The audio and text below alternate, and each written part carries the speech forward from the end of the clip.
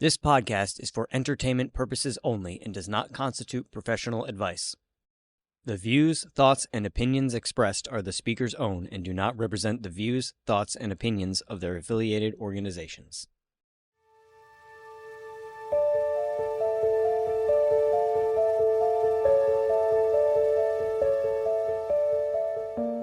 So welcome to tonight's live recording of Ready to Connect. I'm Ryan. I'm Heather. And I'm Lisa. And tonight we ask one of humanity's oldest questions. Were fairies ever real? Not the glitter-winged cartoon kind living rent-free in a teacup. We mean the ancient beings whispered about in forests, rivers, gardens, mountains, and firelight. Across cultures, people believed nature was alive. Trees had spirits, rivers had moods, and mountains remembered. But before we get into that, I'm interested in knowing about what you both have been up to. So who wants to go first? Any stories to share? Me! I want to go first. All right, go ahead. So happy May the 4th be with you, people. It is a Star Wars holiday.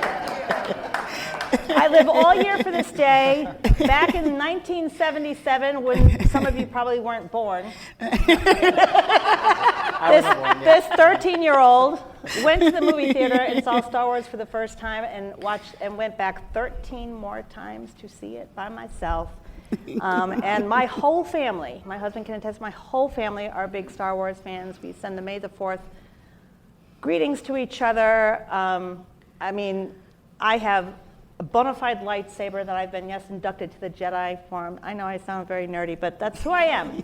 So I wore my Tatooine t-shirt. I've got my Grogu sweatshirt. I brought my Grogu and my R2-D2 stuffies, and I couldn't find my hat, which really made me upset. But it's a Star Wars holiday, and I'm happy to be sharing it here on the podcast. Nice. Are you guys Star Wars fans? Please say you've seen Star Wars. You know, Oh my God. Lie. Just lie right now. Just lie. it's on my list. That's the first thing that we're going to have to make you watch. You're going to have to stop I with have the a whole list. I have a whole list You of have to movies. stop with the Muppets and watch the Star Wars. And the Sherlock Holmes. I have to stop Yes, with that just too. for a little Okay. bit. All right. You know, I'll share a story about my son-in-law now, but when he was dating my daughter and he was introduced to the family, he came to a barbecue and we were sitting around the picnic table and we started talking and we asked him, have you ever seen Star Wars? And he went, I've never seen Star Wars.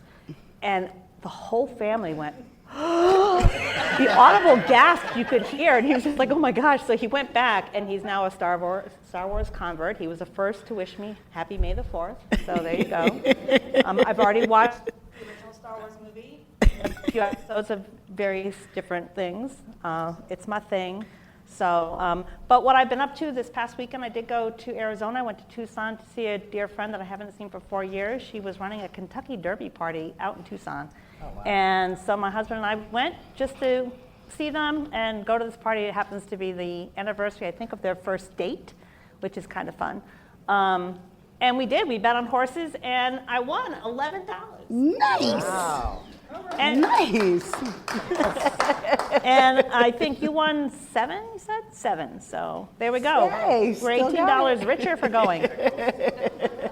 Doesn't cover the airfare, but that's all right. But I got to wear my little flowery dress and my little hat and stuff, so it was a lot of fun. But that's basically what I've been up to. What about you, Heather?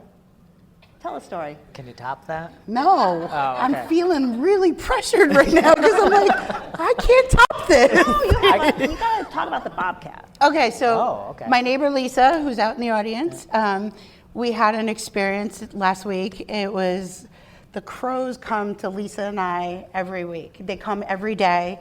They let us know they're coming. They let us know when they're in the yard. They let us know when they're hungry, which seems to be all the time. But they were making this shrill, I don't even know how else to say it. It was like this shrill, and they were hopping across the treetops, and they were sending out this signal. And then no sooner than I realized that the crows were making these horrific noises, I get a text from my neighbor, and she says, go look outside. There's a bobcat in the woods. And I was like, oh. So I'm trying to peek out the door. I'm like, what am I doing? By then the thing was long gone, right? So like, how cool is that? Is that nature sends out these warning systems of there's something really dangerous in the area, and they were really loud. Like all the windows were closed because, you know, the heat's still kicking on and it's May. Welcome to New England, right? Cold in the morning and air conditioning at night. And so that was really interesting. I've never seen the crows do that before. Because last summer, Kyle and I had an experience where we were sitting and watching TV, and the screen door was open, and we heard this growl. And I looked at him and I was like, "Not today, buddy." And he was like, "What?" And he was like, "I heard it too." And I was like, "Okay," which it was a bobcat walking across the front porch. And so yeah, thankfully, I know the screen door will never save us from a bobcat, but it is, it's hungry. And I don't know if it's a male or female. Do you know if it's a male or a female? No, I don't know. I mean, for it to be out during the day, it must be a female, probably getting food for its cubs. So it's really cool and he's a big dude. He's bigger than a lab. He's pretty long and he's pretty chunky. If it's a girl or a guy, whatever it is, it's a big one. So yeah, don't let your cats out in the neighborhood of Avery Shores. Right. True, don't, yeah. So how about you? How's what you been Mr. up Watson? Yeah, well, I didn't do too much this week other than I was Rest. cleaning.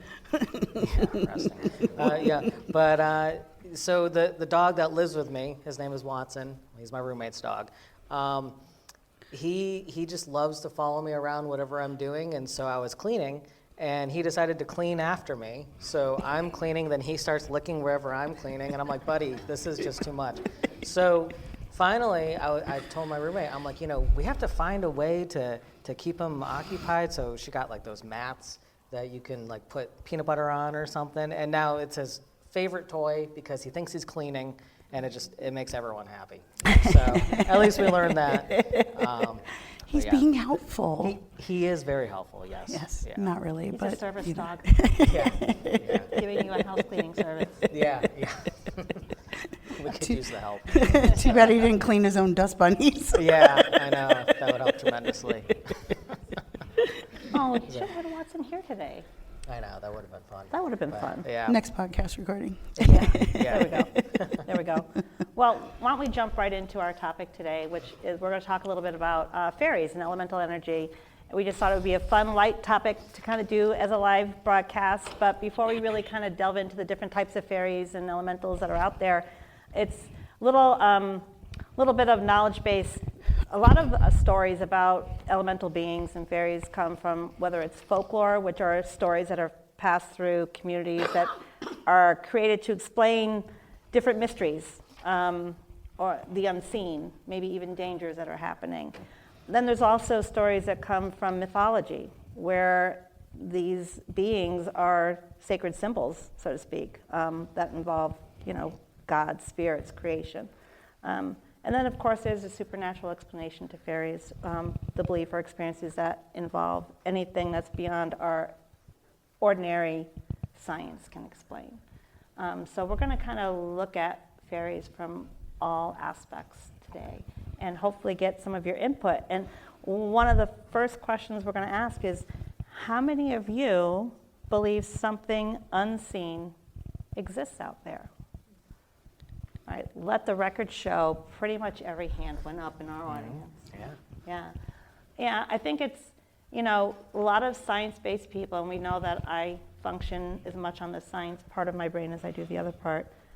We really like that evidence-based, right, in research to understand what's happening in our world. But even scientists will have to give it up to some things you just don't have an explanation for yet, right? And I think that's where And the leads yet faith. is what scares me, right? And it scares all of us, because if they were to actually capture a fairy, what would they do to that poor thing? Or a Bigfoot, or an alien, or any of that, right? What would our government do to that? And then it'd be a science project, so maybe some things are left to be mystical, maybe? I don't know. That's kind of how I feel. Like, I would love to explore it, but I don't want it to actually be proven, because I don't want it to be a poor science experiment. I think think there's ways so that you could find evidence of that without it being a science experiment. I mean, suppose. collecting evidence, footage, whatever. Of course, in today's society with AI, everything is now questioned whether it's real or AI, right? Yes. So it would be hard for someone who actually captured a real bona fide picture like I did in Ireland of whatever that was, and someone say, well, now that's an AI picture. Well, no, it wasn't. I took it. And I know, first of all, I don't know how to do AI. If I did, I'd be have a lot more money in my pocket. But, yeah, so I don't know. It's hard, right? It's hard then to really get the evidence. I Yeah, would definitely. think, you know?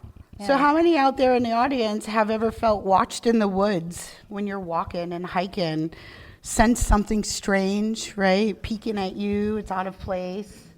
Yeah. Yeah, definitely someone watching, and then you're not sure if it's fairies or the Native Americans, right? Or different spirits, depending on where you are. A creepy stalker. A creepy Yeah, I stalker. was going to say that too. Yeah, you never know. He's in the woods. Sorry for that gloom and doom. Where'd that come from? Thanks, Lisa. All right. This is supposed to be fun and light. Whoops. That's why I always travel with my lightsaber. You never know. Yes. Oh, there you go. Yes.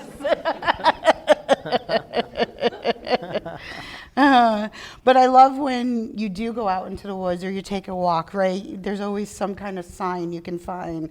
How many of you have found a feather or found something that resembles, a fairy stone or a hag stone or just the different symbolisms that are out there, right? The perfect branch, the perfect knot in the tree. The bird lands on the branch right in front of you and looks right at you and caws at you, or right? Absolutely.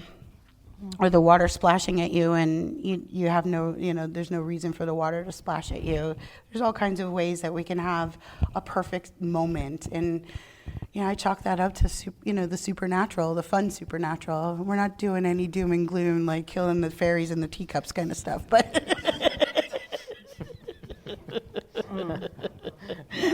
No.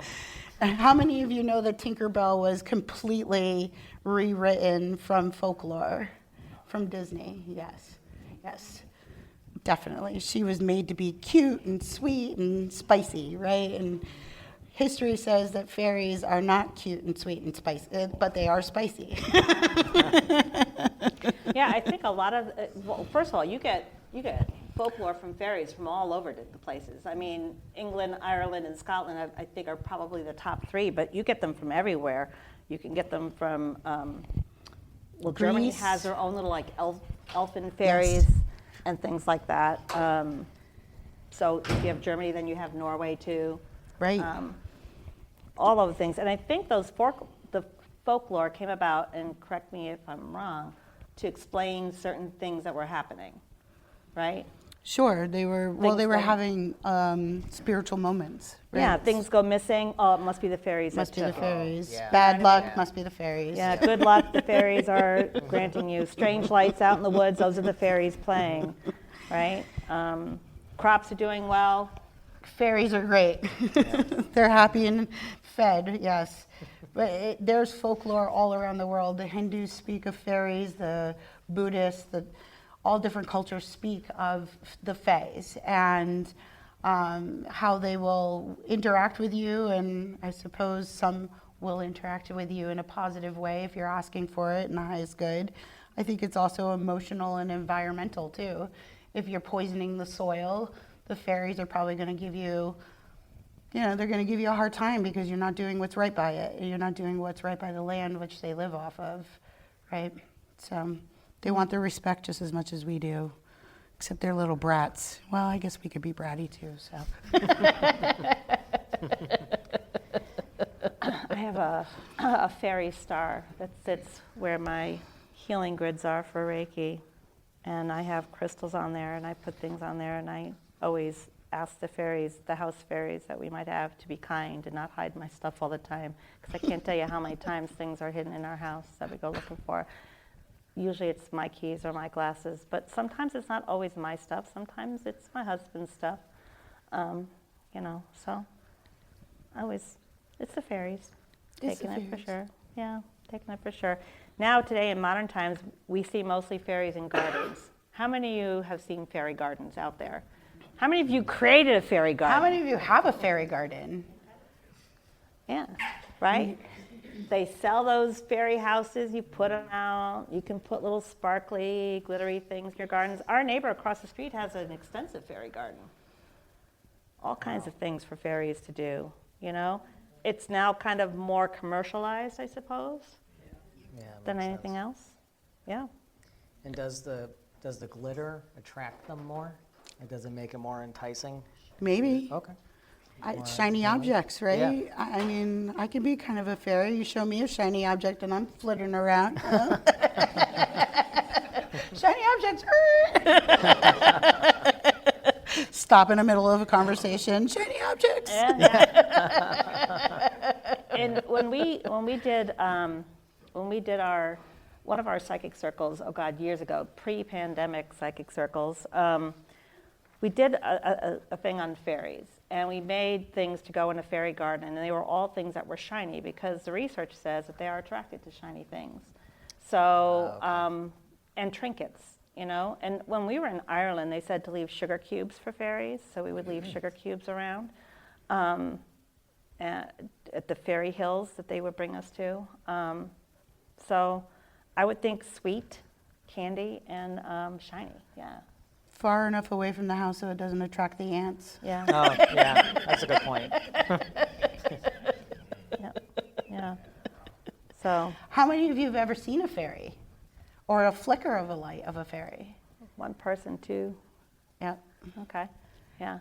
So out by the woods next to my house and my neighbor's house, we have lots of a wooded area that has lots of ferns, and it's all over kind of overgrown and full of trees and whatnot.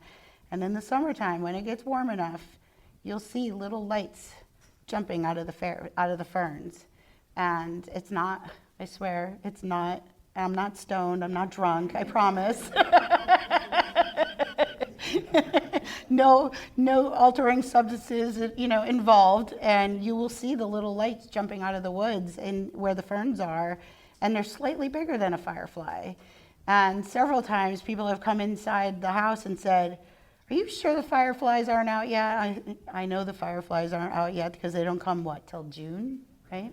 Warm weather, and they're big. They're big bright lights that'll jump up and show themselves to you. So it's really fascinating to see them interact with you. Again, they need to stay over there because I don't need any mischievous in my house, and I got enough going on. So let's talk about the, Earth fairies. well, they're called elementals for a reason, right? Yes. Our elements being earth, fire, air, and water. And I went looking, and as did Heather, some research on the four things. I found out there was a Renaissance man, Swiss alchemist. His name was Paracelsus, and he actually organized the fairies in the elements, and that's where the elementals came from. His Okay. work as an alchemist back in the 16th century. I thought that was really kind of interesting. But yes, there are earth fairies, air fairies, fire fairies, and water fairies. They're all very different. And by far, the most type of fairy there are the earth fairies.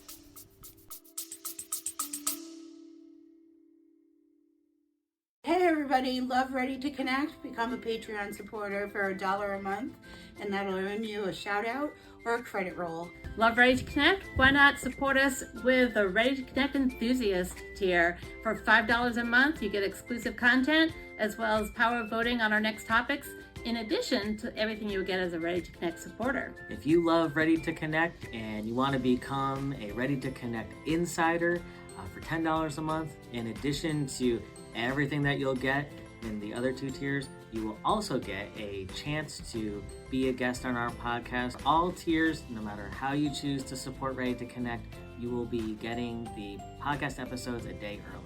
Thanks for supporting us. Yeah. But if we keep knocking down all the woods, I don't know if there's going to be a lot of earth fairies left.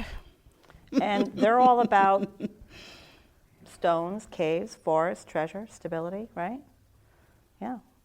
And one of these types of earth fairies lives over by Heather, They do. Mr. Gnome. Mr. Gnome. Whose name is Mike. We call him Mike. I don't think his name's really Mike, but I can't say his name because my psychic ears, as being a clairaudient, all I can capture is Mike out of that. So he does. And at first I thought, well, recently I thought he was attached to my daughter because he was very prevalent in my home when I first moved there. And he would show up all the time. He would come right in the door, and you could feel his little presence just kind of standing there looking at you. He doesn't have the hat like, all the ones at, Ocean State Job Lot and the beard, but he doesn't have a big nose like the ones at Ocean State Job Lot. But he's just a jolly little, creature. And then when my daughter moved out, he kind of left. And I was like, oh no. So I figured it was attached to my daughter because she's very Irish. She didn't get any Italian, not at all. Just her name, unfortunately. She's very Irish. And, but what I realized was I was sitting on the porch. What was it? When did I tell you, Lisa? 2 weeks ago, 3 weeks ago? You told us on the podcast. Yeah. On the That was a podcast a couple couple weeks weeks ago. ago. Yeah. I was sitting on the porch and I was looking over to the side yard and I noticed there's a door.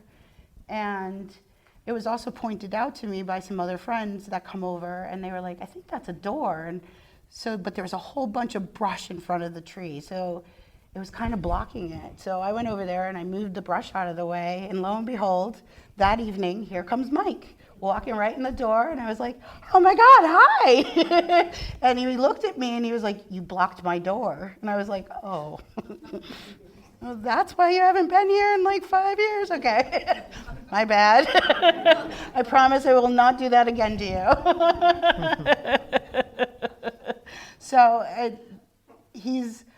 he has wisdom. He moves things in the house too. Every now and then a shoe goes missing and you're just like, okay, you got to put it back because I got to get out of here. But what I realize is when things go missing in the house, it's because I'm going too fast. And it means slow down. You're going to be 5 minutes late, you're going to be 5 minutes late. And there's a reason for that, right? Slow down, pay attention. You'll get there safely if you just take a minute. So it's really cool the way he shows up and, kind of does his thing. But he comes through. I do believe that this tree is providing some form of energy for him to appear and disappear, I guess, is the best way. Coming back and forth. Have you ever had an experience with a gnome? No, but I wish I did. Well, you have to come visit. I know. Whenever I've sensed a gnome, it was always coming from the shed, and I could just feel like he was very mumbly. I don't think he was not very... He was mumbling. He mumbled, yeah. He mumbled? Yeah, mumbled. Because somebody didn't do the yard work? Probably. But that was years ago. That was like, I don't know, 8 years ago or so? Maybe. A while ago. Yeah. Yeah. But there's a lot of other different types of earth fairies. There's dwarves, and dwarves are known to create magical objects from Norse myth, type of mythology. They're known as master smiths. Anybody ever see a dwarf? Anybody go to Norway? I guess they're prevalent in Norway. They might be prevalent in Ireland as well. Anybody go to Ireland and see a dwarf? I've never seen one in Ireland. No. Well, unless what I caught on that picture is a dwarf, but I don't think so. No, I do believe that's a tree spirit, yeah. So if you were wondering about the picture I caught of some elemental, I know I posted it on our social media for Ready to Connect, but I can repost it maybe. And it's a picture. I do believe it's some sort of earth fairy. It was captured when we were at Killarney National Park. We were taking a walk through the park, and a small group of us also had the musician with us. The fiddle player was with us, and he was carrying his fiddle on his back, and we were walking. And I felt this energy following us, and I told my husband, just keep going ahead, I'm going to stay back. And once they left, I said, okay, show yourself. I know you're there, I can feel you. And nothing happened. So I just started taking photographs, and I found a picture, and there he was peeking out from the bush looking at me. But I did get a sense when he didn't come out, he did give me the sense that he was more interested in the musician and what he was carrying on his back, like something about the music, and he was trying to follow that. Well, music fuels the soul, right? Yeah. Give anybody in this room a good song, right? And it'll lift your whole day up, or it'll take you down, depending on the song, right? Yeah, so when it comes to like earth fairies, like I don't know what that energy was. I mean, it looked like it could have been an elf, maybe, I don't know, or a wood nymph, whatever those are. I know dryads are supposed to be your tree spirits, and I saw plenty of those and took pictures of those in Ireland. I know that when you sense a tree spirit, you're supposed to ask permission to take their photo. Don't just assume you can. It's just like anyone else. When you walk up to them, you just don't just snap photos. You ask. And I remember in Ireland, there was this glorious, huge tree, and you could see the face right in there. And I said, "Can I take your picture?" And he just said, "No, I'm busy." I'm like, okay. And he was guarding the way to the waterfall. Oh, wow. So he was busy. I'm like, okay. Your friends let me take their picture. Whatever. You're being a jerk. All right. All right. That's what we call it in America. You're being a jerk. Yeah. Of course, the one I'm excited for is flower fairies. You know, love that all our spring flowers are coming up and our allergies are all, interacting with us. It's fun. But yeah, I can't wait for the all the flower fairies and the fae to start Twitter painting around. I think those are the ones that you actually see maybe with the light, the flower fairies You can. that are, that you see popping around. How many of you are going to go home and plant a fairy garden so that you can see if you can find fairies? At That the- way you can all discredit that we're not crazy. At the very, for your earth fairies, at the very least, put like a little circle of stones, and in the middle put something shiny, like something shiny, sequins or something, and a little sugar cube. Do that. at the I very think the least. crows will take it. I could see Well, that happening. maybe. Yeah. But I mean, you attempted it. They know. Half the battle, right? Yeah. Yeah. So, And then there's the pixies. Pixies, and actually Walt Disney mirrored Tinkerbell off of a pixie. And those are the ones that you really need to have reverence for. I've never seen a pixie here in the United States. I don't know. Have you seen a pixie? supposed to be little. They're very mischievous. I was going to say a word that made us PG-13. Yeah. They're little. Yeah, we you know what I gotta mean. Keep it like, PG. Yeah. Yeah. They're gonna lead you astray. They're gonna tell you the wrong directions. They're gonna, Anybody have any folklore in their family about pixies or fairies, or that they've had passed down in like storytelling? Did your parents ever tell you fun elemental stories as children? Probably not. They didn't want to scare you right out of your bed, I guess. Yes. What? What? 1 second. Mike's got a mic for you.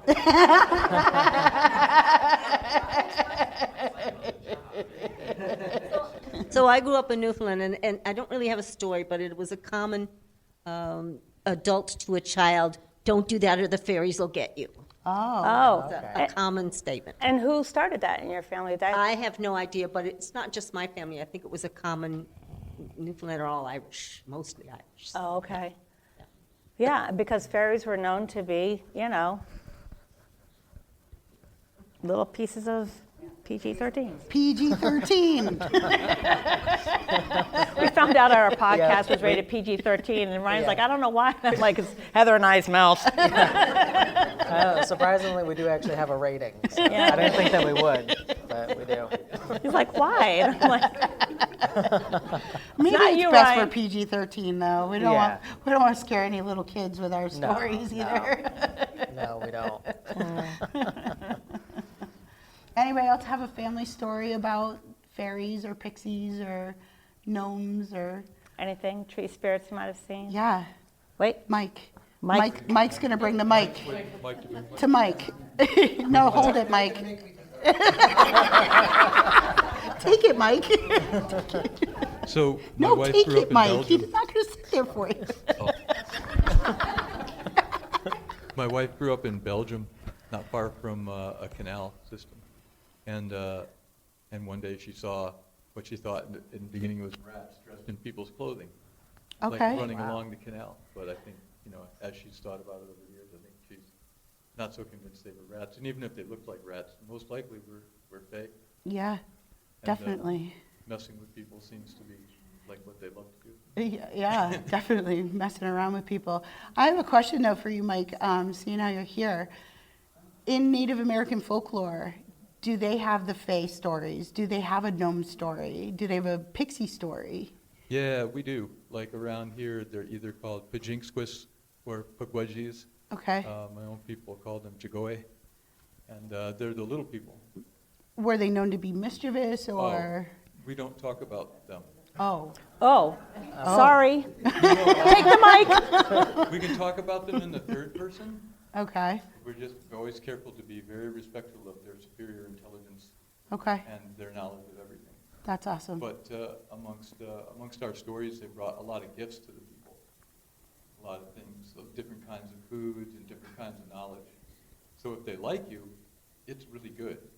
If they And if don't you get like sideways on them, it's not so good. Stuff you're is sideways. But they don't start off as being mischievous or tricksters. I wouldn't want to talk about them in that way. Okay. But I've heard people have experiences that lean that way, Okay. very much so. But of course, But that's for not the me, way it is, They've right? always treated me with kindness. There. Okay. That's awesome. That's Thank you. awesome. Thank you.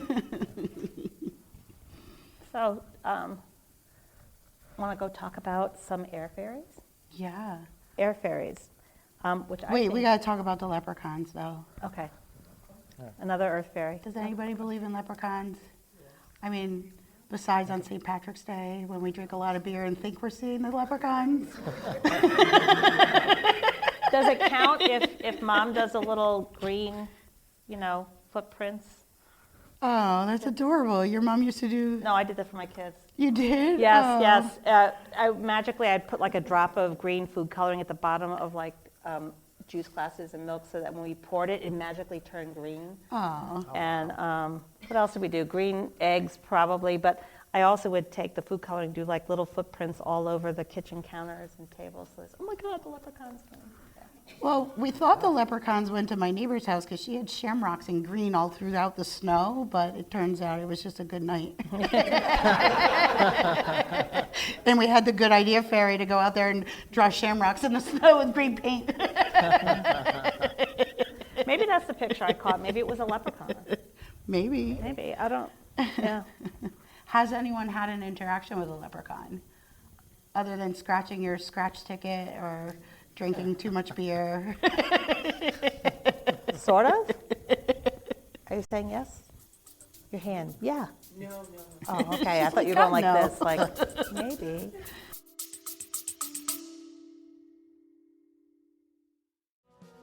If you like what you're hearing and want to check out more podcasts from Artist Haven Media or are interested in recording a podcast at our studio, find out more information by visiting our website at artisthavenmedia.com.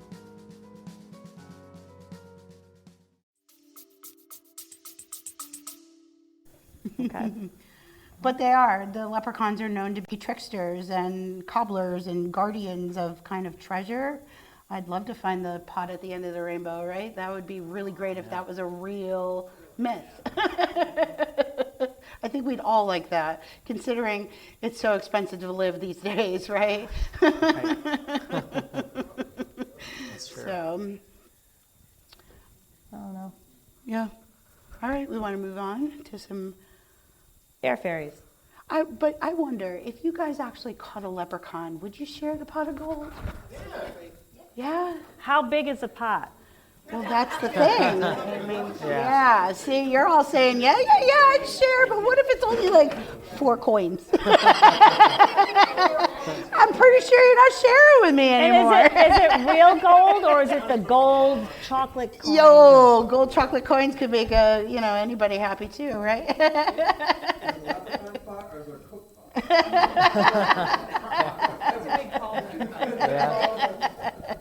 I mean, leprechauns are small, so they're Are they Pots though? are I mean, small. nobody's ever seen one, so maybe they're like big I as don't know, trolls. this might be a picture of a leprechaun I have. I mean, It may be. I think it's a be tree small. sprite, but yeah.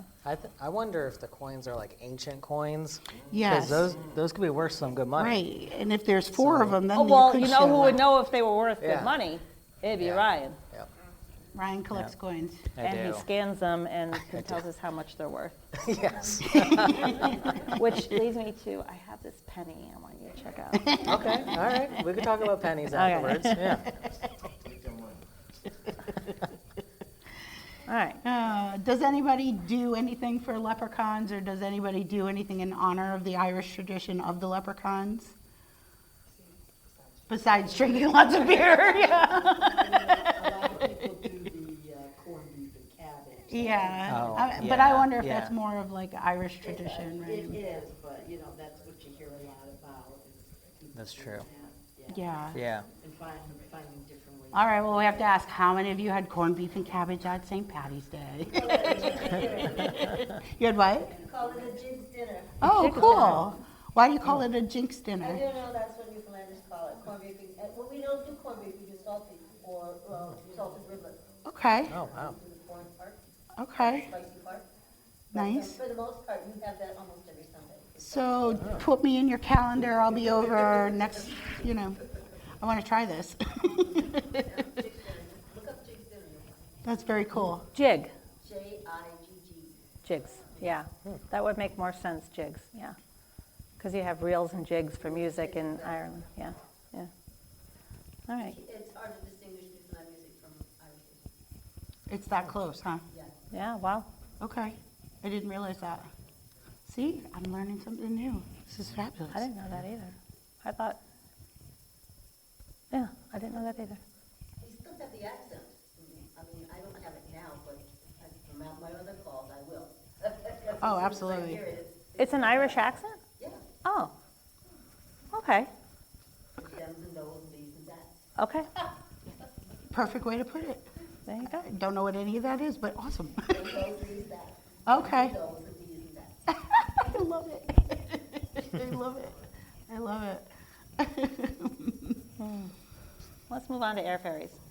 Yeah, air fairies. They're known as sylphs. Sylphs, S-Y-L-P-H-S. Sylphs. Sylphs, yeah, they're described as sort of like human-like, but without a mortal soul. And they can be invisible and form human as they might need to, but they are usually invisible spirits of the air. And they govern weather, wind, ideas, messages, thoughts, that kind of stuff is all about. Even just kind of movement in your own body where it changes. Yeah. Yeah. Breath, So- your breath is something that's air fairy, kind of thing. Inspiration, kind of stuff. So when you say something really bad, you can say, it's the sylph's fault. No, I'm kidding. Then we'll be rated R, right? We won't be PG-13 anymore. What's the sylph's fault? And I think you told me that you saw an air fairy one time, or you weren't sure if it was.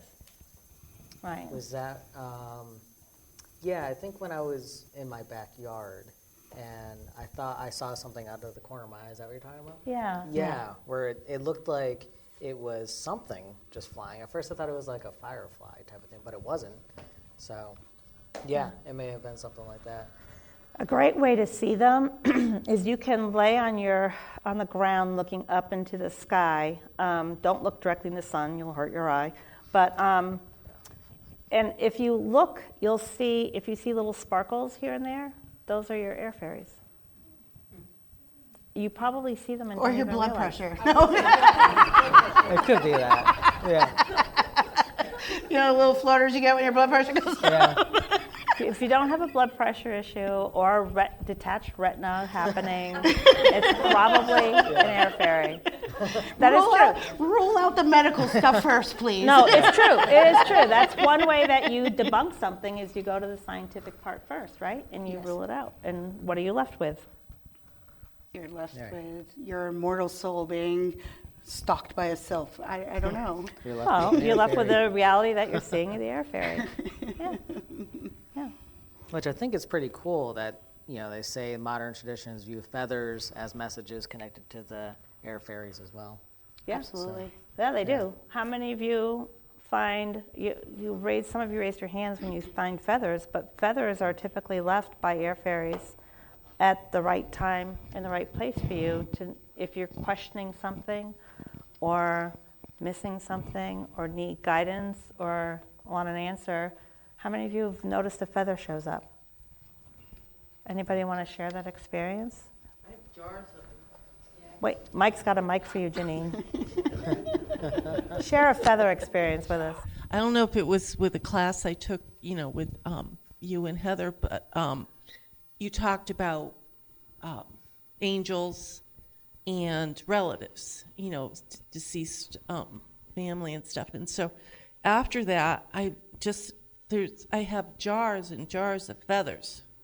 Prior to taking that class with you, I had no feathers. So I just never really noticed them. And then as soon as, you brought it up, there were feathers everywhere, And one year there were so many white feathers I kept looking for, which I attribute to angels. And I was looking for a dead white bird. Where's that dead chicken? I have all the chicken feathers over here. Yeah, like they were just, really, and they're beautiful feathers. They weren't like just a, chicken, no offense, chickens, but it wasn't just a chicken feather. Yeah.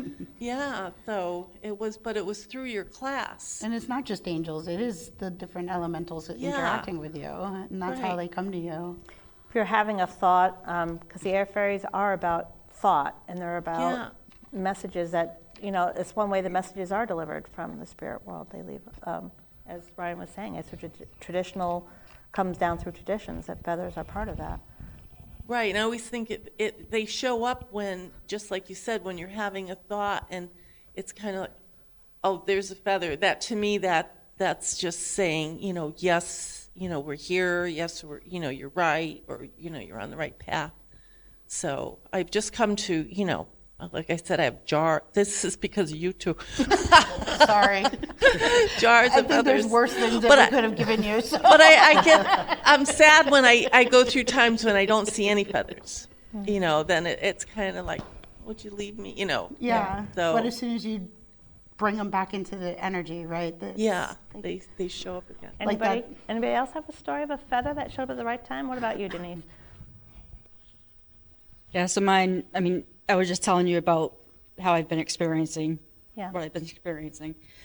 So after the recent passing of my heart dog, I dreamt of a great horned owl, and that in the dream, people saw it as a shadow, and then it landed above me on the roof, and it was just watching over me. The next day, I was out with my other dog, taking him for a walk, and I ended up finding the great horned owl feather. Oh, wow, what a message. So, so I've been having a lot of things like this happening a lot. Do you remember off the top of your head if you looked up great horned owl, the spiritual meaning of that? I was, and it was definitely saying a lot of like mystical messages trying to come through and verifying. So in other words, pay attention? Exactly, yes. And so, but so I that do. Air I definitely, fairy brought that feather to you from your beloved. I also have a huge collection of feathers that I have in like buckets. Wow. Okay, it seems like it's own it now. Who else has buckets of feathers at their house? I know someone else in this audience has got buckets of feathers. This guy over here, too. I have a bunch of jars. Yes, feathers that all would over be the place. lady down in the far left who has tons of feathers. Well, Ryan, you must have stories of feathers showing up at the right time. Oh, absolutely. Yeah, it runs in our family. Our grandmother, she instilled it in us that whenever there was a feather, that like you were on the right path, like this is a message, this is something positive. So she kind of started it for us and our family to hold on to the feathers, and now, just like some of you, I have jars of feathers all over the apartment. We're going to have Mike come and do feather fans with us with all the feathers. Sounds good. I had a situation. Wait for the mic. You got to wait for Mike to bring the mic. I have 2 jobs. It's not collecting the feathers, but I had an experience with my fiance who has passed since, but we would sit outside on the back deck. He had cancer, and there was a white dove on the roof of the house. And this dove, it didn't go anywhere. It just sat there. And every day when we went out on the deck, we would look for it. And sometimes it was over by one of my bird feeders walking around. And this wasn't a small dove. It was a good-sized dove. And of course, to me, it was like, it was a sign that Things were happening. things were happening.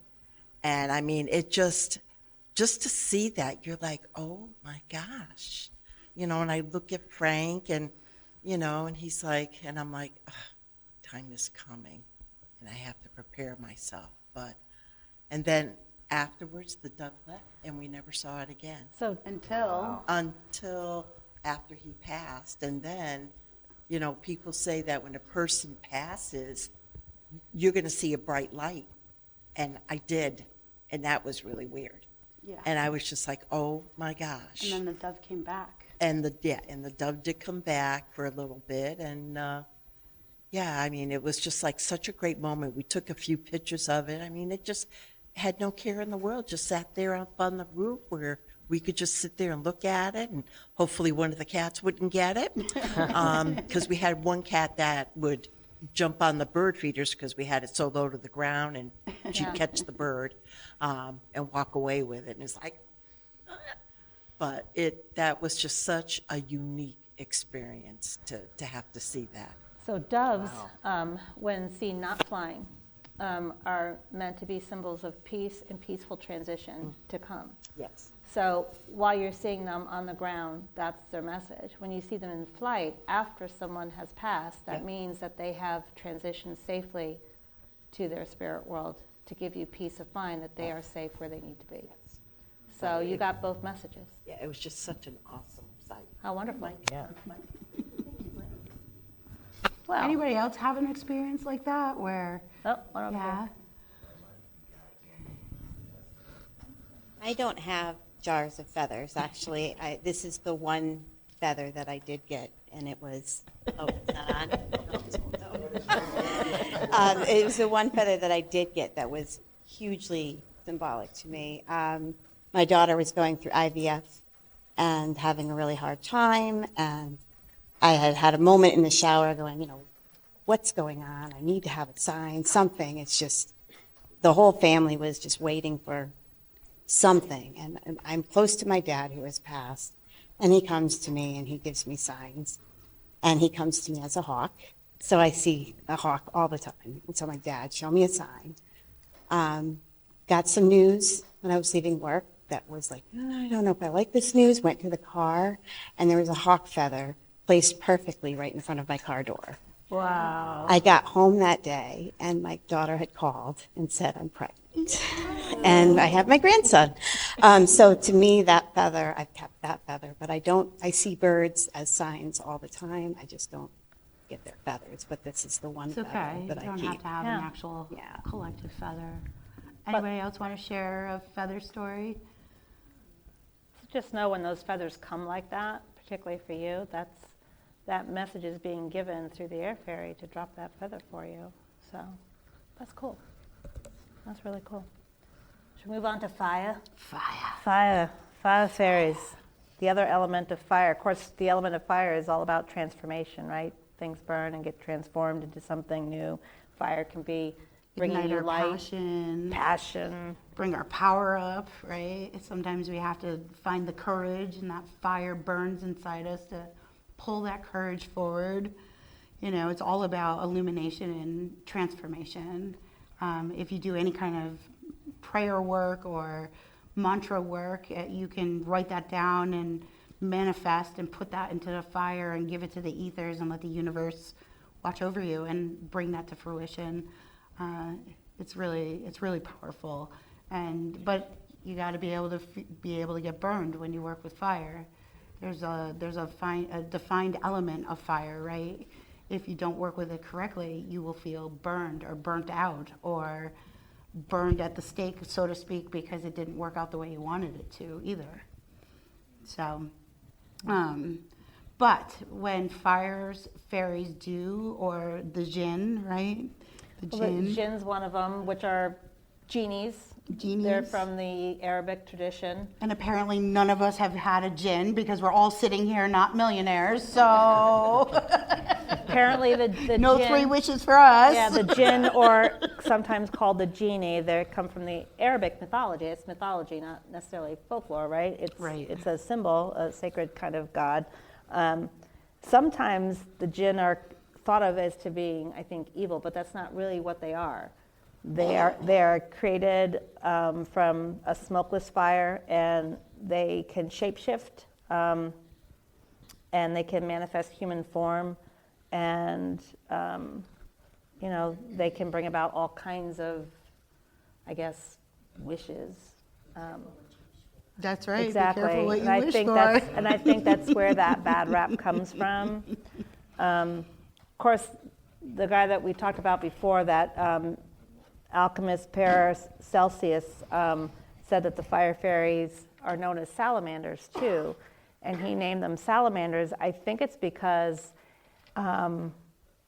salamanders, a real salamander can't just go into a fire and not get burned, but if you've ever thrown logs onto a fire to start it burning and they're salamander, they can run out and be unscathed, I guess is what I'm saying. And so he thought salamanders was a good name for them, I guess. But they are described as being like lizard-like creatures that can be in hot flames too, these fairies. So you see them in the flame. If you stare. Anybody seen a fire fairy? How many of you stare into fire? A bonfire, a fireplace, a candlelight. So when you're staring into the fire, do you see anything? Do you notice any kind of pictures? Sometimes you could see pictures of dragons or... Yeah, it's hypnotizing. Most right? people probably fall into a meditative state more than anything else. I could see that, yeah. But every now and then, all right, so here's the challenge.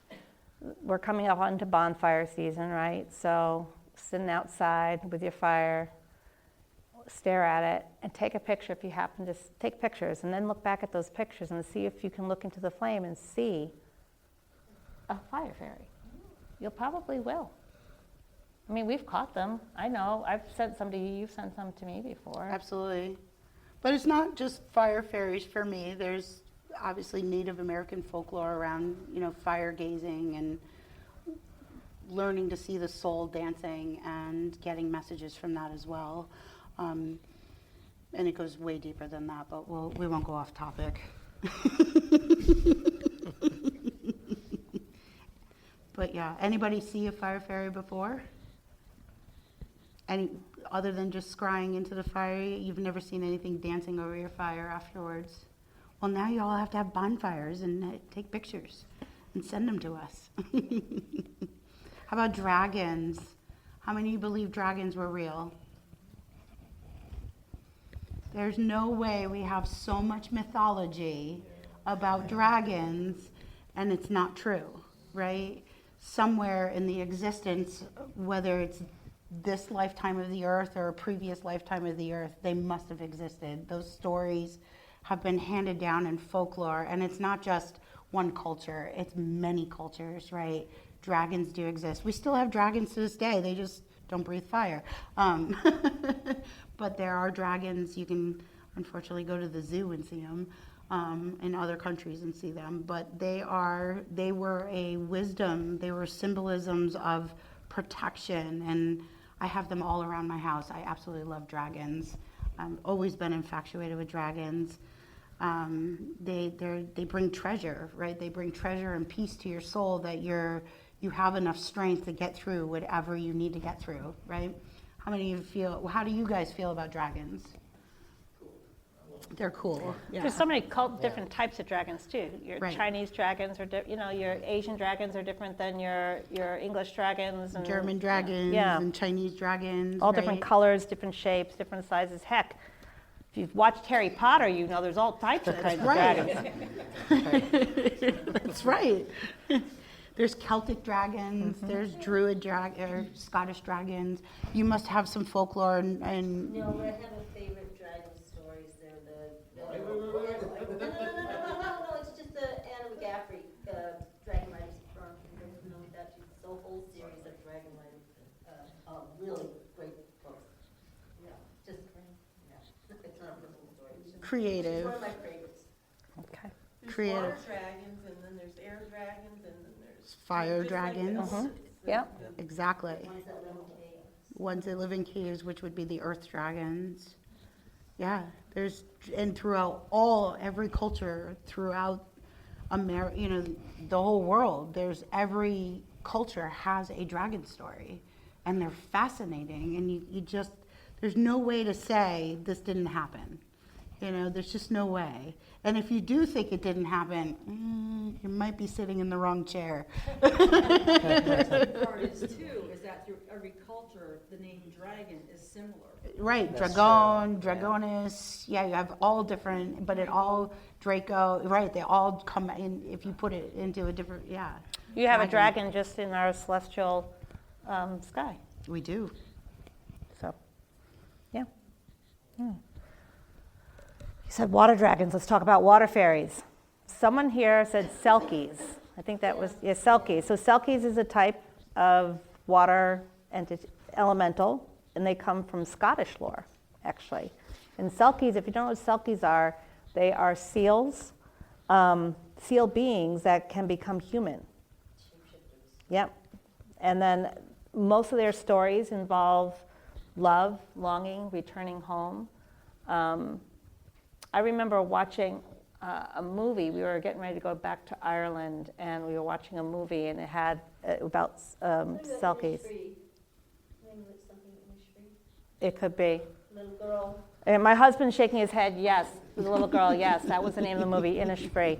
And it was about the selkie, and they shape-shifted, and it was really fascinating lore. I've never heard of selkies until we decided to go to Ireland and saw that movie. That was really kind of interesting. I've, of course, always been fascinated with mermaids. That's always been my thing. Oh, sorry. I'm touching my mic. Sorry, Chris. You're going to get yelled I know Chris is going to yell at me for touching my mic. Yeah, so, I mean, you've all heard of mermaids, right? More than just the Disney Little Mermaid. Yeah, so mermaids, I think, is scientifically, if you were to actually have a mermaid, they would look nothing like the mermaids that are drawn for Disney or Ellen. They would be. Yeah, they do. They do. Just like dragons, the mermaids go way back into, the time of the earth now and the time of the earth before, and absolutely, mermaids have been, and what's the other one? Nymphs are another one that are throughout folklore, or the sirens that come up to the boat sirens. and take off, the sailors, right? And they would, That comes from the Odyssey, Homer's writing of the Odyssey. The sirens were in that particular piece of writing, but it comes from old mythology of sirens that sing. Right. Yeah, but the mermaids, if you were to actually, I watched this on I don't know what show, Unsolved Mysteries, no, probably not that one, but one of those shows. But if you were to actually, if there was an actual mermaid, it would look nothing like that. They would be much larger. They would be probably pretty ugly, very bloated, gray. Sounds like a walrus. And would look actually very similar, right? Except maybe a little more human-looking face. But yeah. They need that to keep them.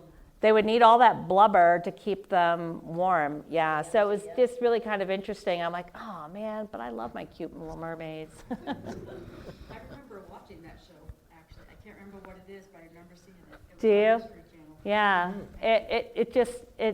it totally killed my fantasy of mermaids, but that's all right. It's okay.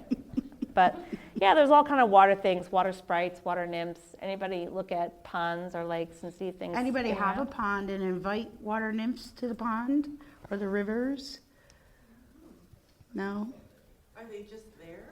We have to invite them, or they might be just there and you're just ignoring them. Have you ever stared at a still water? So it'd be like pond, still something still, and you don't actually see it, but you see little ripples happening, and you're wondering what's touching down the water, but you don't actually see it. There you go. I don't know. Ever since I was a little girl, when I go to the ocean and you see it sparkling out in front of you, that always reminds me of whether it's a siren or a nymph or a mermaid. But that sparkle that just happens at twilight or just before twilight, right? It just feels magical. And I don't know, it's kind of hard to say that might not be happening, because it is quite magical to see that reflection off the waters. Anybody in their families have folklore around water fairies? No? Yeah, no. Lost that a lot. Yeah, I think we stopped telling. By science and Yeah, and we stopped telling little stories like that to our children or grandchildren or even our animals. Coming around again, though, because science is now finding that everything is sentient, everything, and our senses are so limited, and we've shut ourselves down, like I said, by society or whatever, and oh God, here he comes with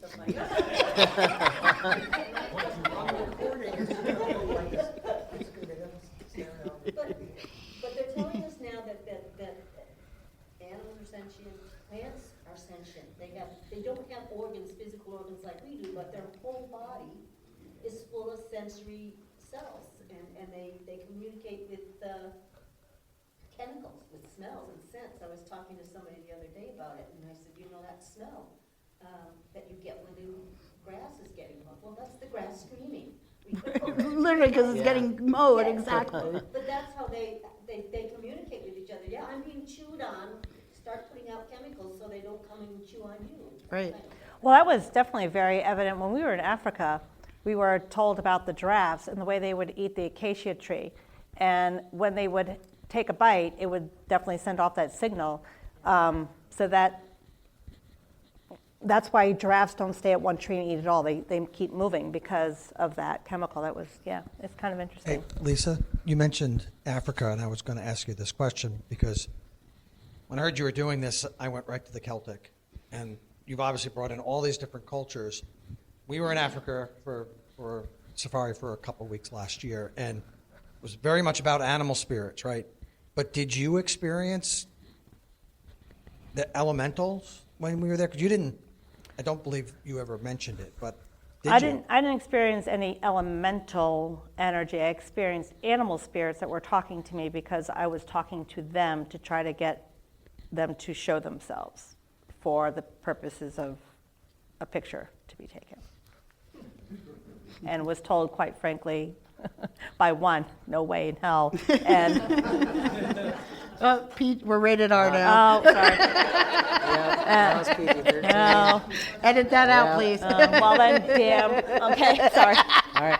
So, Chris, we're going to have to timestamp this. Yeah, and the other one said, you'll have to look for me, but I will be around. I'll be hiding. And we found him. So it was cool. That was very cool. But yeah, no elemental energy did I pick up in Africa. I wasn't, like I said, I wasn't trying to connect for that. I think that's the thing. If you're looking, if you're opening yourself up to it, right? Because, sorry. So that's part of the thing. We're no longer looking for them. We no longer even recognize that they're there. But if you open yourself up to it and you look for them, then your senses open up and you can start to become aware of things. Absolutely. Boy, That's she a good could teach point. our psychic classes, Yeah. huh? That's what we say all the time. You've got to be Absolutely. aware. You've We got to be have aware. 5 senses for a reason. We're just not using them. Well, I think we have more than 5. Absolutely. We just Absolutely. don't know. Well, we do know it. We're just not using it because our society's become so instantaneous. Yes, it's a way of control, I think. I blame, well, I don't mean to offend anybody. I blame organized religion quite a bit, and not just one.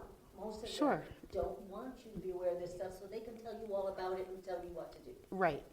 And that's very much so about our mythology, our folklore, our spirituality, right? That it's all been tamped down so that they could rewrite the story. And religion went into the religion of science, and that became Right.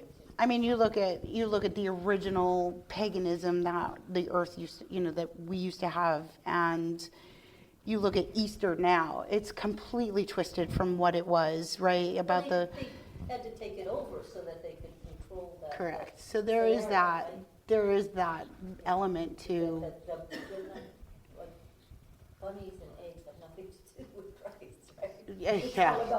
Yeah, that's a whole other podcast, right? When I worked with Swami Jagavaita, he was always saying, if you ask for good, you're going to receive good. And he said, in Hinduism, they believe if you ring a bell 3 times, you can invite that positive energy, like the fairies and any elemental in.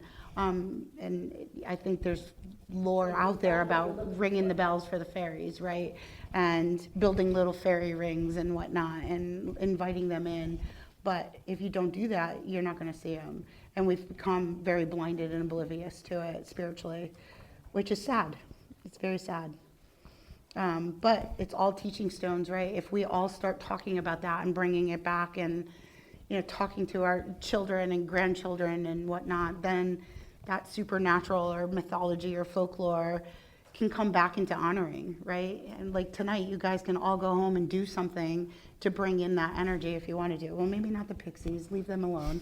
But, I think if you approach any of this spiritually, humbly, you'll be rewarded, right? Sure. Completely. Yeah. So we have our folklore. These are stories that teach us things, tell us to respect nature. We have our mythology. These beings get personified. Natural forces and human psychology is all part of that mythology. Supernatural, they believe in real, supernatural says that these are real intelligence encounters in dream. Maybe they're altered states, meditation. But these are real things that are out there. And then science says that these experiences come from pattern recognition, maybe suggestion, maybe stress, maybe sleep Nobody has states. stress in here. I want to know, why can't it be all of it? Why can't having a stress cause a sleep state that allows me to be more open to receive something supernatural? I don't think it has to be one or the other, but curious to know. When it comes to fairies, do you think it's more folklore, mythology, supernatural? Correct. I agree with you. I don't think these stories just were imagination being passed down. It was actually something that happened. So are fairies real entities, or are you still undecided? I think they're another dimension. Well, they're multidimensional. Exactly, yes. Okay. Which It's everything. another little frequency than we are. We got to be tuned to it. Right? And that's everything. Our planets, the trees, the flowers, the grass, everything has a frequency. And when we walk with the positive of that frequency, the better our path is. When you go against the tide, so to speak, then that's... And science is beginning to look at it like that too. Yeah. They're beginning to agree with a lot of these. Yeah, so someday us psychics won't be called crazy. Well, some of them. Oh, yes, yeah.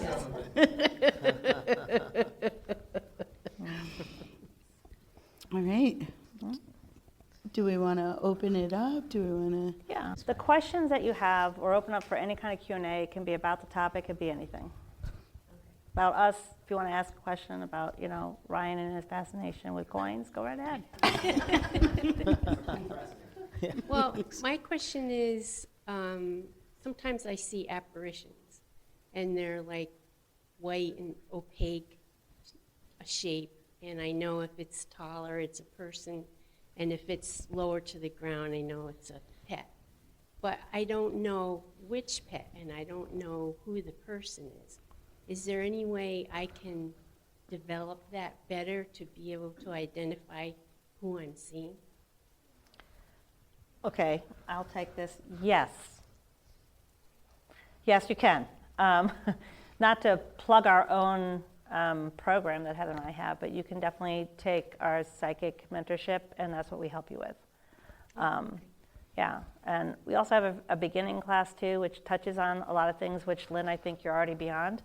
So you'd be probably really good for the psychic mentorship, where if you sign up for that, you could definitely be guided by Heather or myself or both of us to be Develop a able to relationship. develop that ability, not only just to perceive that it's there, but also to make that connection as to what it is. I mean, you went through that, Ryan. You want to share your Yes. experience with that? Yeah, I mean, they were phenomenal teachers. I'm not just saying that.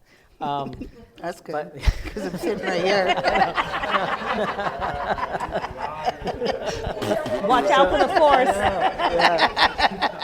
So I kind of have an obligation to say that they're awesome teachers. No, I'm just kidding. No, it was great because I always knew growing up that I had a sense of knowing, like, when spirits were there, or just that something else was there. But I didn't know how to harness that, or how to figure out, well, who is it? You know, what's the message? But then once I took the first class, and that was just like diving deep, like an overview. And then I took the one-on-one class afterwards. And it was nice because I learned so many skills of how to hone in, you know, asking the right, well, maybe not the right questions, but asking questions as to, like, who is this person? What's the message? And just different techniques of how to get that information. So, yeah, I highly recommend it. I'm not just saying that. That's a great question. Thanks, Lynn. Anyone else? Questions? Oh, our good friend David back there. It's not necessarily well, I guess it is a question. So this is something that's been going on for several years. I see the number 1111 all the time. And it wasn't always this way, but I would say probably the last 3 or 4 years, I see it at least once a week, if not more. And it'll be day, it'll be night, it'll be, you know, it's not like one time a day, oh, I just have like you could say if I saw it in the morning all the time, oh, I have a certain routine, so I'm seeing it. It's like, I'll just look at my phone and it's like, now I'm at the point where it's like, oh, there we go again. 1111. 1111. And I have a friend that knows a lot about the number stuff. He sent me things about it, but I know it's like about transformation or change coming or. About spiritual awakening. Yeah, and yet But this, my question this has been is- going on for years, and it's Right. like, so how do I get to that next level to figure out what are they trying to tell me?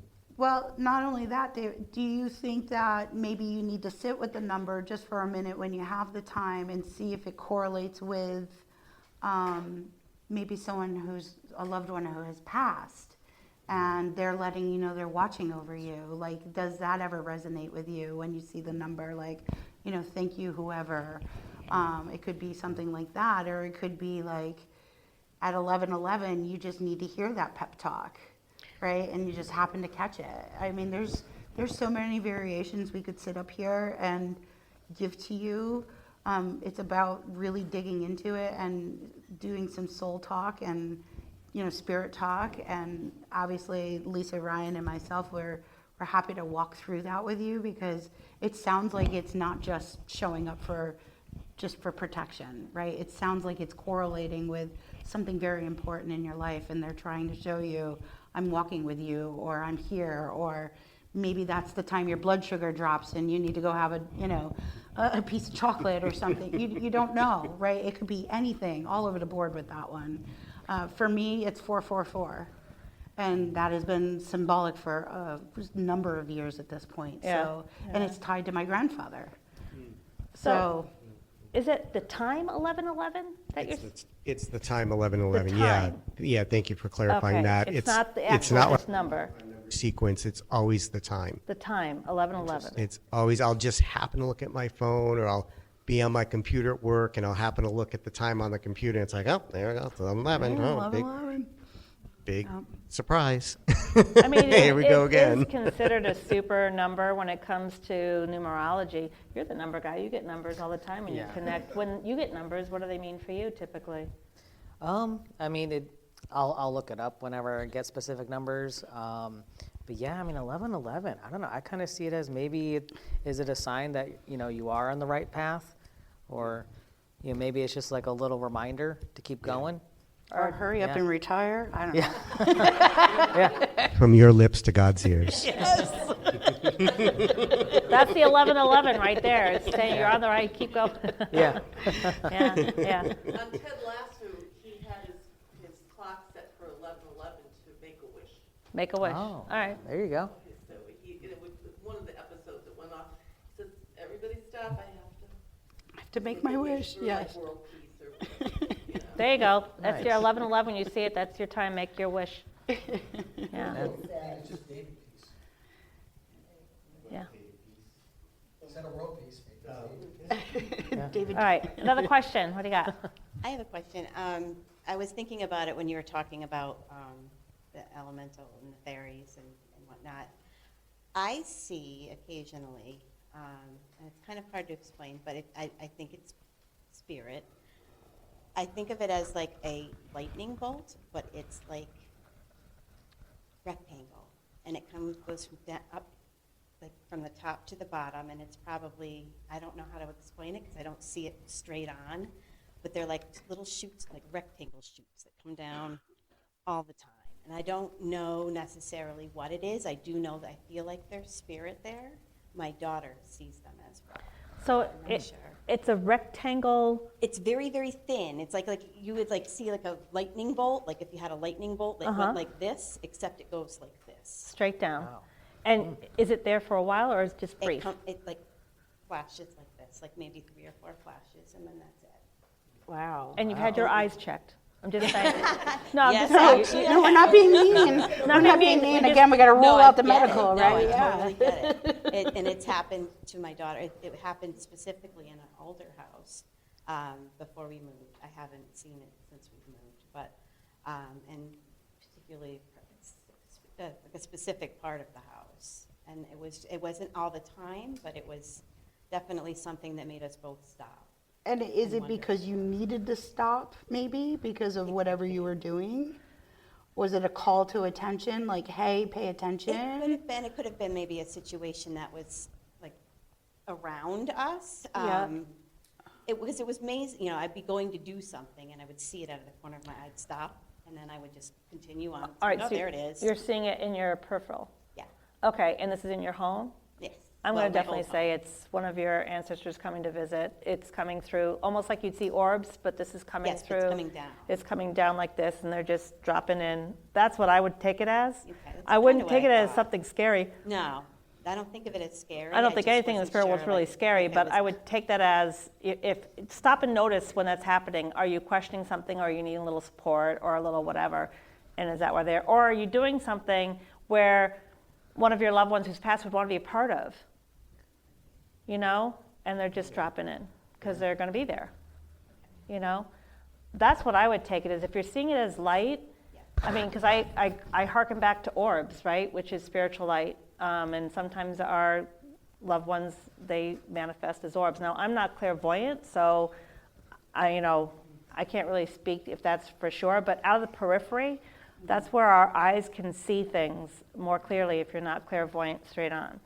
So, yeah, I mean, and if you see a flash like that and you're seeing it more than once and your eyes are fine for that, and someone else is seeing it the same way in your house, and is it different always in the times, same? though. Is it always in the same spot? No, but it was in like the same end of the house, and like she would see it at different times than I would see it. Because then I was thinking of a portal, but Yeah. but I think you'd have much more activity than if it was a portal.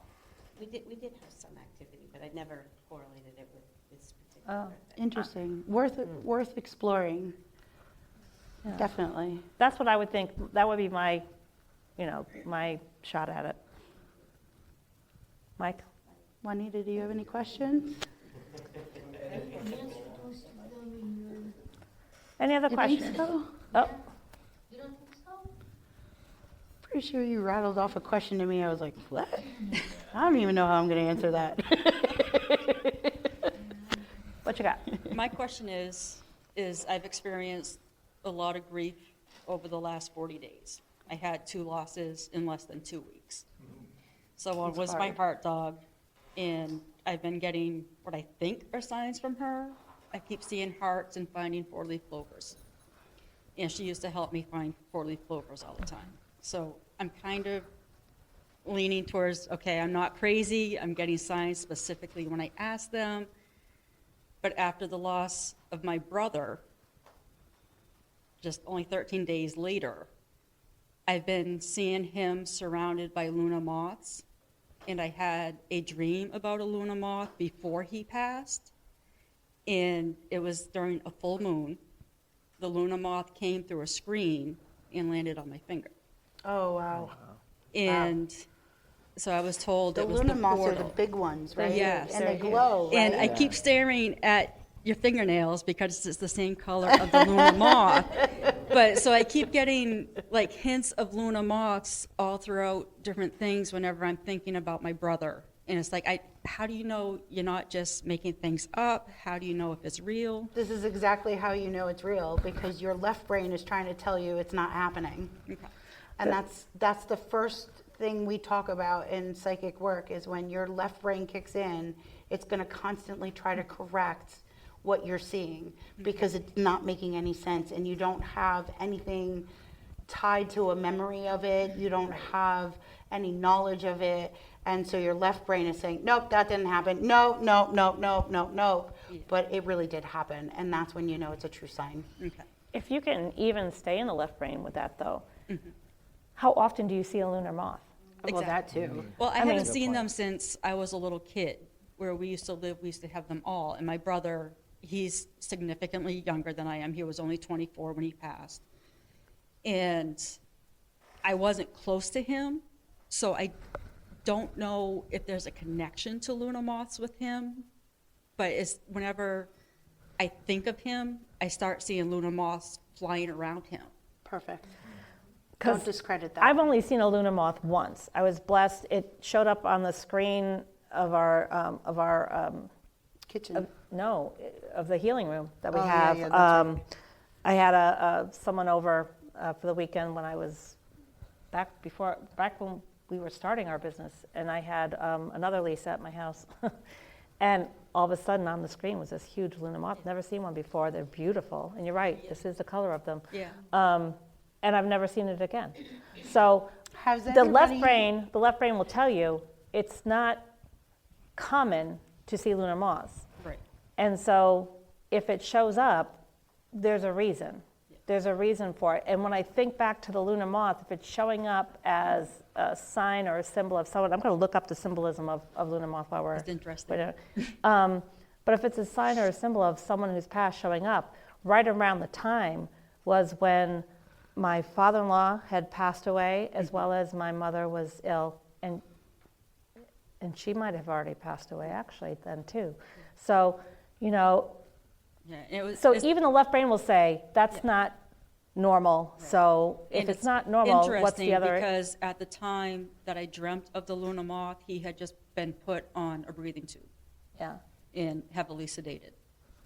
Okay. So there's a lot of symbology there. Yeah. I would say it's probably him. I gotta check out. I mean, how do you discredit that at this point? And and you're sitting in a room of like spiritual people. So but like when I think of them, all of a sudden a Luna moth will appear, whether in a picture or on Facebook randomly. It's random. Wow, that's incredible. How many of you in the room have seen a Luna moth in your lifetime? They're gorgeous. Yeah, they're gorgeous, but it's pretty rare. Yeah. It's a spiritual symbol of transformation, rebirth, and ephemeral beauty, often representing a profound, sometimes painful metamorphosis or the end of a life phase. And he actually died from a very rare disease where there was only 80 people documented worldwide. Wow. And then another one that he developed during it, there was only one other documented case worldwide. Wow. Well, there's your So sign. he was. I would say take that right to heart. So, I think, you can if you're in the left brain, say it can't be, but then again, it's not normal, so then it has to be something else. Yeah. Awesome. All right. All right. You gonna say the So closing? just to get back to the fairies and stuff again. Wait, when are you? There you go. Yeah, to get back to the fairies and stuff again, they always come into our world and they inspire us in a number of different ways. What can we do to inspire their world? That's a great question. That's a good question. I wish I was a fairy so I could tell you. I would say, I think all of the folklore and stories talks about respecting nature, which is, and respecting the elements of nature, right? So I think the best way that we can show respect to the elemental world is to treat our earth and our waters and our air kindly. Yeah, but is there anything that we can do above and beyond the things that you should be doing anyway? I think maybe, I mean, we've heard several things come out in this podcast tonight where maybe we do leave a bowl of sugar out. Maybe we do leave. Or honey. Or honey, right? Or peanut butter. And you do little honorings for them and you just tell them, you know, that you welcome them here, right? And there's all sorts of different ways that we can honor them. Maybe you leave some shiny objects in and make a little fairy ring, or I don't know, like that's a really open-ended question. Like, I think your intentions, invite them. As long as you're going in with it with positive intention and you're asking for the highest good, whatever you do to bring them back or to honor them is going to be an honor. Like, it doesn't necessarily have to be the sugar cubes. Maybe it is the honey, or maybe they like banana peels. You know, whatever your intention is, like doing healing work, right? Your intention is for the highest good, to honor that. And I think you do whatever sparks your interest, and you don't have to make it commercialized. You know, it doesn't have to be like the gnomes at Ocean State Job Lot with the big noses and the hats, you know? You can, they are, but you know. But thank you, that's awesome. Yeah. You want to read the closing here? Yeah, go ahead. All right. So in closing, whether fairies are symbols, spirits, or stories, they remind us of something modern life often forgets. Nature is alive, relationship matters, mystery still walks beside us. The tree is not just wood, the river is not just water, the flame is not just heat, and the wind is not just air. Perhaps mystery never left us at all. And I felt like Robert Stack from Unsolved Mysteries reading that. Did you? So yeah. Oh, I that really must be did. like a dream for That you. was like a big circle moment, yeah. All right, we usually was pretty cool. end our podcast with an affirmation poll. Shall we do Yeah. that? Yes. Sure. All right, so I got mine. Perseverance is not a long race. It is many short races, one after the other.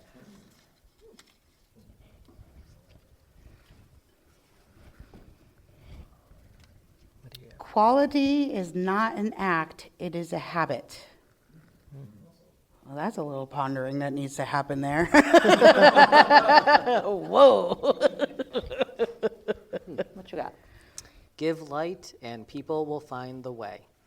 Oh, there you Oh, go. that's beautiful. We leave this jar up here for you guys. Definitely take one for yourself to see what you get for an affirmation. And thanks for coming, guys. Thank you. Yeah, thank you. And don't forget to connect with us online. Thank you for tuning in to Ready to Connect. If you're interested in exclusive behind-the-scenes content, be sure to like, share, and follow us on social media by searching for Ready to Connect Podcast on Facebook, Instagram, TikTok, and YouTube. And for those looking to further support our podcast, consider subscribing to our Patreon at patreon.com/readytoconnectpodcast. And until next time, get ready to connect.